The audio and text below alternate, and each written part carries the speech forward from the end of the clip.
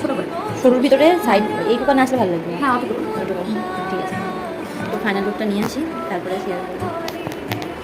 So এতক্ষণে তোমরা আমার ব্রাইডের ডিমান্ডগুলো জেনে নিলে। ওর কিন্তু বেশি কিছু ডিমান্ড ছিল না, জাস্ট ওই হেয়ারটা হবে যেটা দেখালো ছবিতে, ওই হেয়ারটা হবে। আর ছিল ওর যে মেকআপের পুরো দায়িত্ব ছিল আমার উপরে, যে আমি যেমনটা করে দেবো তেমনটা। হ্যাঁ, ওর আই মেকআপে একটা জিনিস ছিল যেটা হচ্ছে কিনা, ও আমাকে বলেছিল দিদি আমার চোখগুলো তো ছোটো ছোটো, যাতে আই মেকআপটা করো যাতে আমার চোখগুলো খুব মোটা মোটা লাগে আর একটু টানা টানা করো, ব্যাস এইটুকু। আর কোনো কিছু ডিমান্ড ছিল না, তো আমি সেই অনুপাতেই করেছি। তো ওকে অনেকক্ষণ ওয়েট করে রেখেছি আয়নাটা দেখাবার জন্য। এবার আয়নাটা ওকে দেখাই। রিয়াকশন কি? রিয়াকশন ঠিক আছে। ওখানটা পরে আরও সুন্দর হয়ে গেছে। কেমন লাগছে সেটা হলো ভালো লাগছে। লোটাস করে দিলাম, আমি লোটাস করে ফেসে হয়ে যায়। ভালোই টাকা দেখতে হবে না, কত টাকার কি আছে।